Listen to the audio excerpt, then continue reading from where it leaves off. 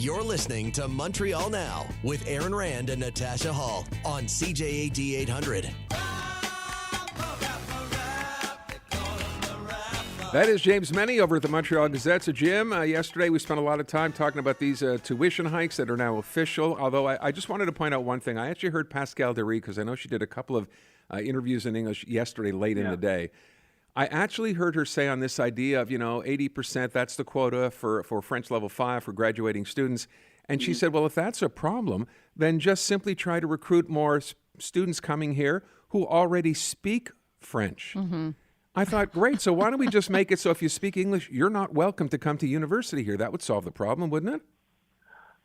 Isn't that what they're doing? That comes out of the same playbook as Geneviève Guilbeault while she was Minister of Public Security, saying, well, what do you do if, what's going to happen if somebody violates Bill 21, if a public servant comes up wearing a religious symbol? And she said, call the cops. Yeah. Right? So that's where we are. I mean, we haven't advanced at all.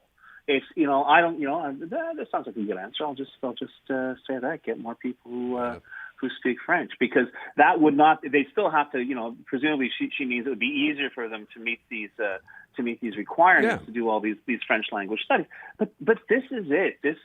There is, and I don't want to belabor it, but, I don't know how many times we can tell our listeners, there is no thought, there is no rationale, there is no reality behind this. This is a piece of political puffery designed to appeal to potentially defectable paykists who decide to jump on the CAC bandwagon 6 years ago and to keep them on side. And that's it. There's no thought for the consequences, no thought for the fallout. I mean, I would hope, given McGill's sway as an institution, and given how can I put it, largesse in education at McGill has given a lot of its alumni, you might see somebody raise some funds and just start buying ads in U.S. newspapers. And you don't have to be vociferous. You don't have to go over the top. Just repeat the news in the ad. Explain to people what's happening here. It's not a matter of saying, "Oh my God, it's genocide." No, it's not genocide. It is this crazy, cynical vaudeville that's going on. So whether it's 21 or it's 96, I think most people outside of Quebec have no idea what's going on in Quebec, and those who do, big deal. I'm going to be there for a couple of weeks. But I know from experience, if you want to get under the skin of Francois Legault or any other separatist, okay, start telling the world what's happening here. And as I say, you don't have to embellish it. You don't have to embroider it. You don't have to play the violin with this. Just point out how utterly, inanely stupid this is. And you will see, no doubt, I mean, I like to think the Liberals wouldn't jump on board, but another one of those inevitable motions in the National Assembly condemning this ad that appeared in the New York Times or whatever. This is what really gets under their skin. And quite frankly, for the time being, I think it's the only weapon that Quebecers, not just Anglos, Quebecers have to remind this government that we're on to them, that we all know what they're up to. Maybe Francophone Quebecers may not be paying that much attention to McGill. They're sure as hell paying attention to what's going on with these negotiations and a premier who basically spelled off a demonstrable falsehood concerning kids going back to school. And it's like, what is this guy up to? But in the meantime, that's cold comfort for English Quebec. It's cold comfort for the people who are planning to go to McGill or Concordia. And as I say, right now, that's the only speculation I could make if you want to really sort of at least try and push back. You're talking about this yesterday with Tom Mulcair, and it seems inevitable this is going to wind up in court. And once again, even the court proceedings, if these could be transmitted to other markets, I think that would be great for people to understand what we have to go to court to do here in Quebec simply to function. But yeah, I mean, we're going to have to get a thicker skin than we have already, guys, because I have a suspicion that we're going to see even more of these answers pulled out of the air, so to speak, by this government. The story's been picked up nationally. It's been, I'm hearing about it from relatives out in BC, and Yeah.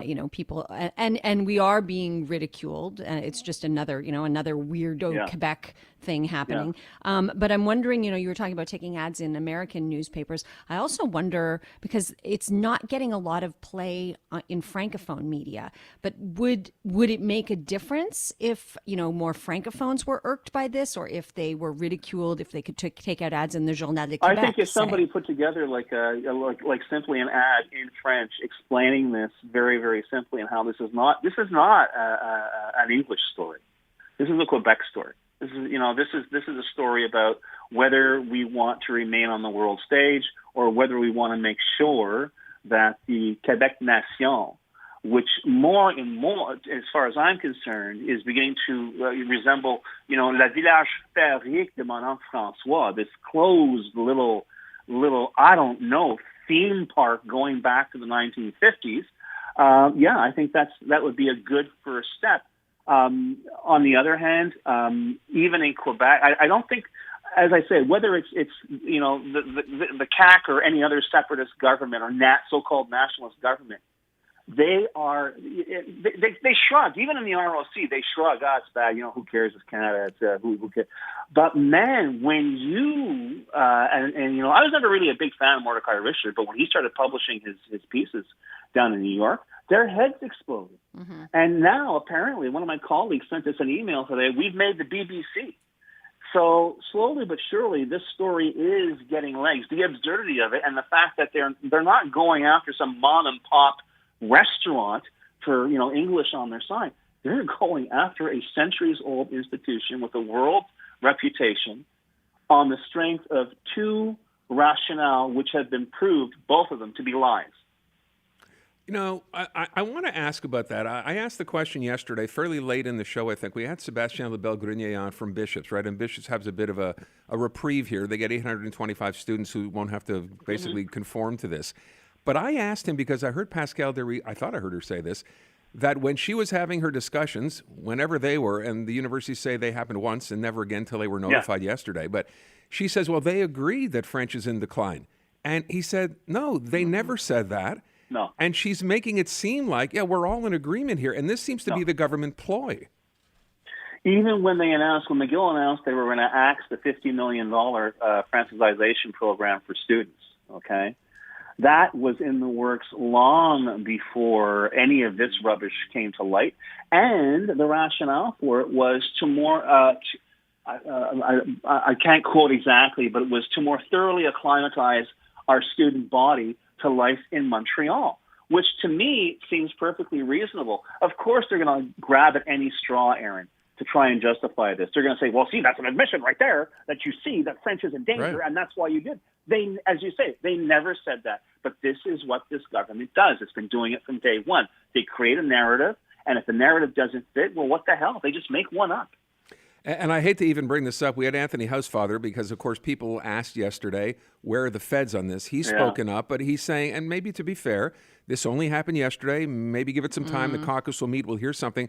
Look, we had Greg Kelly on the show, but Marwa Risky is the education critic. Mark Tanguay is the interim House leader. Where are they on this, or should we have expected they would say something within a day?